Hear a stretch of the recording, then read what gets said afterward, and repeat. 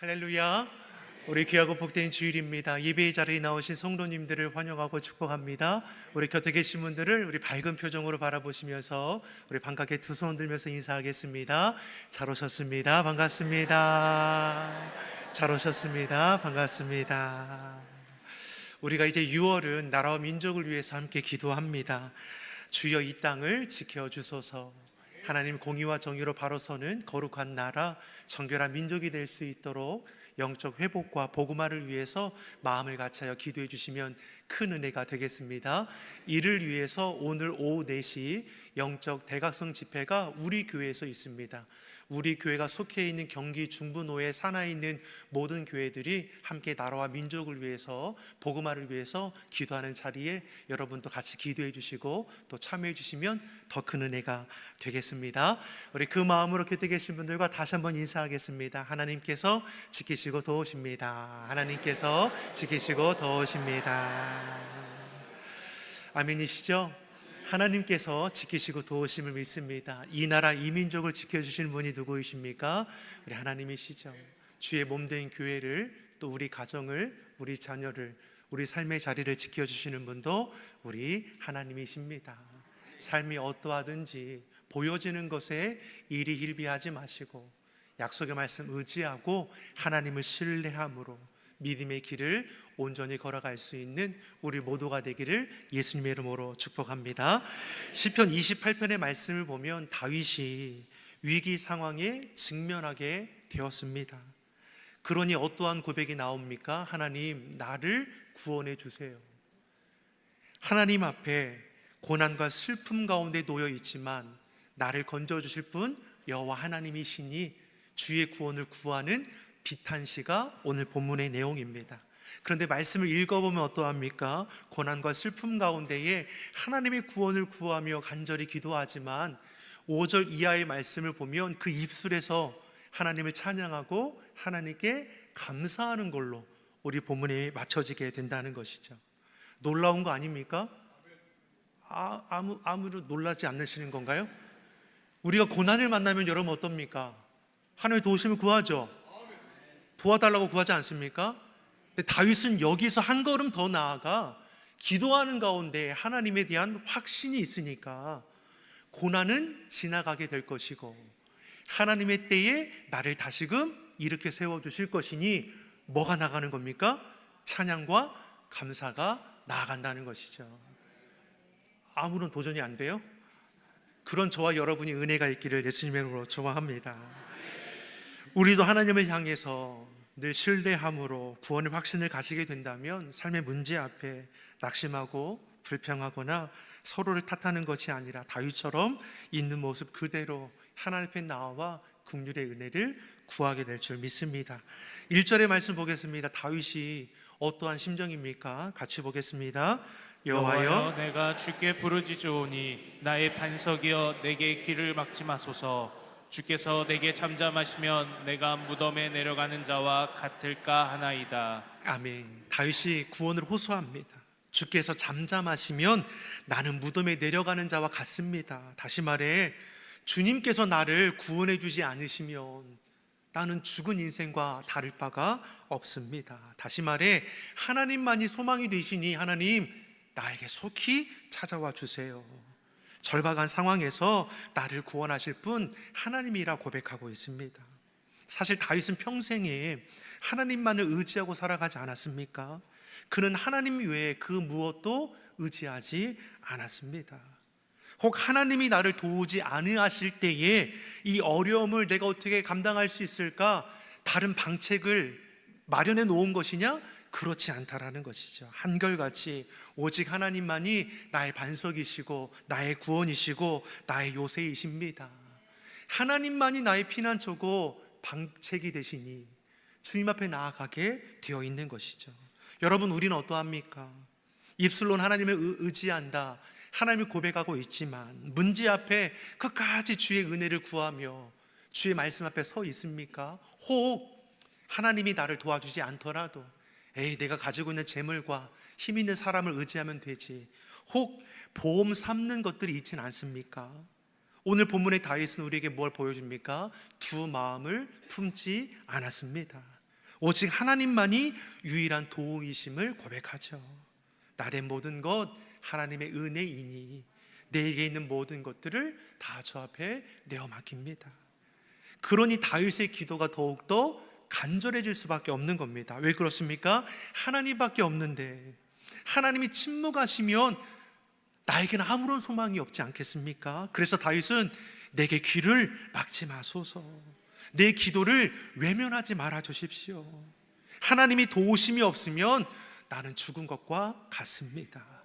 2절에서도 절박한 심정이 어떻게 표현되고 있습니까? 지성소를 바라며 주께 부르짖는다고 했습니다. 지성소가 뭘 가리키는 겁니까? 하나님의 언약궤가 모여 있는 것이죠. 하나님의 임재를 상징하는 것입니다. 다시 말해 다윗의 생각이, 그 마음이, 그 시선이, 그 삶의 모든 것들이 어디를 향합니까? 하나님께 향합니다. 3절과 4절을 보더라도 악인과 악을 행하는 자들이 다윗을 포위하고 공격할 기회만 노려보고 있습니다. 그 와중에도 그의 생각과 그의 마음과 시선이 오직 하나님께 향하고 있다라는 것이죠. 사랑하는 성도 여러분, 이 시대를 살아가는 저와 여러분에게, 믿는 자들에게 하나님께서 요구하시는 것이 무엇입니까? 우리의 믿음을 보기 원하십니다. 환난의 자리에 놓여 있을지라도 우리 주님은 뭘 보기 원하십니까? 우리의 믿음의 고백을 듣기 원합니다.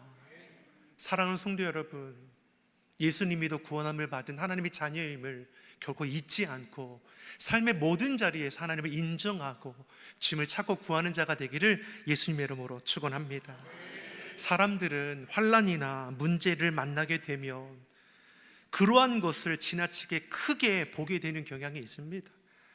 물론 실제로 내게 임하는 환난과 문제가 내 힘과 능력으로 어찌해 볼 수 없으니 정말 힘겹게 여길 수 있는 것은 사실일 수 있습니다. 그러나 이것이 정말 우리의 환경, 삶의 자리를 짓누를 정도로 내 삶을 괴롭게 하는 것이냐, 내 인생을 포기할 정도로 내게 다가오는 환난의 문제가 그렇게 어려운 것이냐, 마치 절망의 강처럼 홍해가 가로막은 것처럼 막막하게 여기면 어떻게 되는 일이 벌어집니까?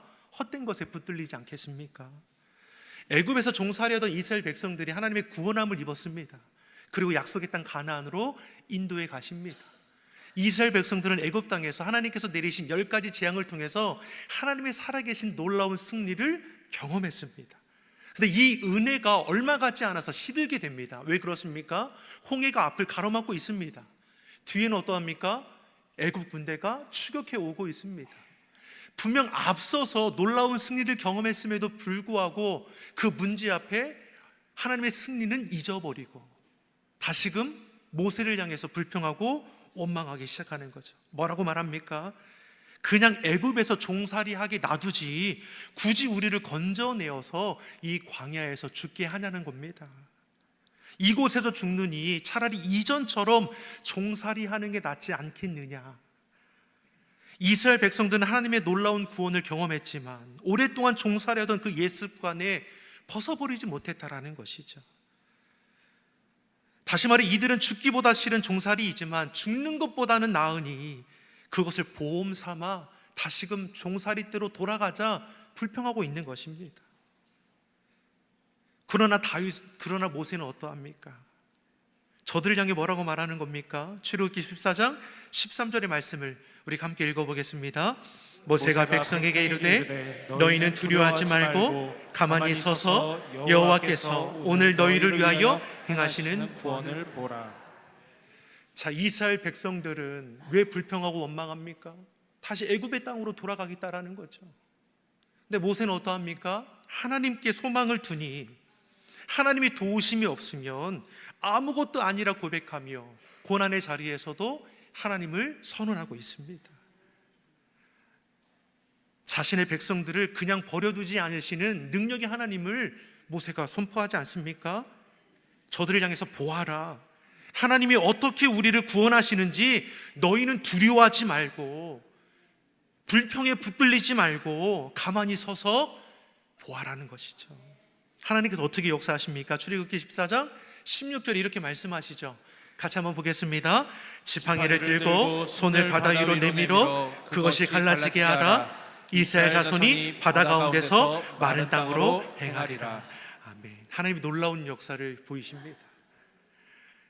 하나님의 크신 역사가 어떠한지를 보게 하시는 거죠. 하나님은 이 시대에 다윗처럼 모세처럼 우리 믿음이 이렇게 자라나기를 원하십니다. 우리 앞에 놓인 환난이나 문제가 아무리 커도 하나님 믿는 저와 여러분은 낙심하거나 절망할 이유가 없다라는 것이죠. 왜 그렇습니까? 이 모든 것을 주관하시는 분이 우리 하나님이십니다. 천하 만사가 다 하나님 때에 있습니다. 하나님의 그때가 되면 하나님은 가장 좋은 것으로 입히시고 먹이신다 약속해 주셨습니다. 우리 앞에 놓인 환난이나 문제가 아무리 크다 할지라도 하나님보다 클 수 없습니다. 다시 말해 하나님이 해결하지 못할 환난이나 문제가 있는가? 그런 것은 없습니다.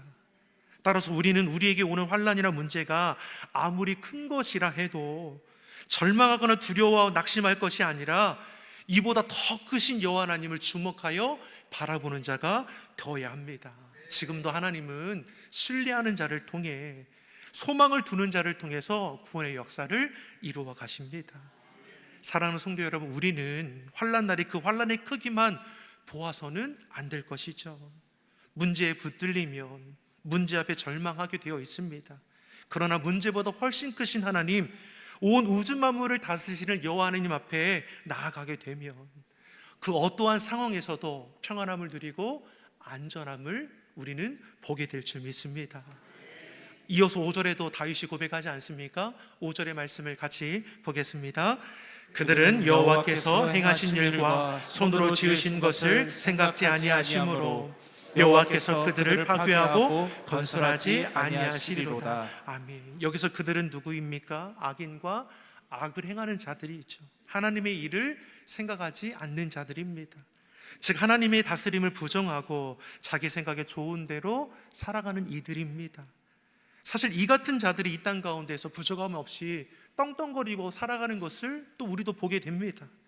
근데 이들의 끝이 어떠하냐는 것이죠. 스스로 지혜롭다, 자기 일을 자랑하며 세상 똑똑한 것처럼 살아가는 이들이지만 천하 만사가 하나님의 때에 있으니 하나님의 때가 되면 저들이 거둘 것은 저들이 뿌린 악행에 대한 결과밖에 없다라는 것이죠. 그래서 성경은 우리에게 분명히 가르칩니다. 악인들의 형통을 부러워할 이유가 없다라는 것이죠. 또한 공의의 하나님이 왜 저들을 가만히 두시는가 의심할 이유도 없다라는 것입니다. 하박국 선지자가 주의 삶을 감당하는 때가 참으로 악한 때였습니다. 악인들의 형통함을 보니 그 안에서 울분이 일어납니다. 의로운 자들이 신음하는 것을 보니 너무나 속이 상합니다. 그러니 하박국서 1장 13절에 하나님께 이렇게 호소하는 것이죠. 같이 한번 보겠습니다. 주께서는 눈이 정결하심으로 악을 참아 보지 못하시며 패역을 참아 보지 못하시거늘 어찌하여 거짓 자들을 방관하시며 악인이 자기보다 의로운 사람을 삼키는데도 잠잠하시나이까. 하박국 선지자의 부르짖음이 우리가 사는 이 시대의 모습과 크게 다르지 않습니다. 패역한 자들이 형통하고 의로운 자들이 고통에 신음합니다. 그러니 믿는 자들도 어떠한 고백을 합니까? 하나님 왜 잠잠히 계십니까? 하나님 왜 저들을 가만히 내버려 두십니까? 우리가 분명히 고백하는 것은 무엇입니까? 하나님이 정하신 때가 있다라는 것이죠. 하나님은 결코 죄악을 기뻐하지 않으십니다. 악은 결코 거룩하신 하나님과 함께할 수 없습니다. 그럼에도 하나님은 어떠합니까? 참으시고 기다리시죠. 끝까지 기회를 주시는 겁니다. 그 시간을 악인들과 악을 행하는 자들이 돌이키면 구원의 기쁨을 얻지만 악한 자들은 어떠합니까? 하나님이 기다리는 그 시간을 도리어 하나님이 어디 있느냐 조롱하고 의로운 자를 괴롭게 하는 일들도 일어나게 되는 것이죠. 그러나 하나님의 때가 차면, 하나님의 정하신 그 때가 이르면 그들은 자신들이 행한 악한 행위에 대해 심판을 받게 되어 있습니다. 그러므로 사랑하는 성도 여러분, 악인과 악을 행하는 자들의 횡포 앞에 여러분 두려워하지 마십시오. 하나님께서 책임져 주십니다. 갚으시는 분은 누구라 하셨습니까? 하나님이시죠. 하나님은 우리가 죄악에 물드는 것을 원하지 않으십니다.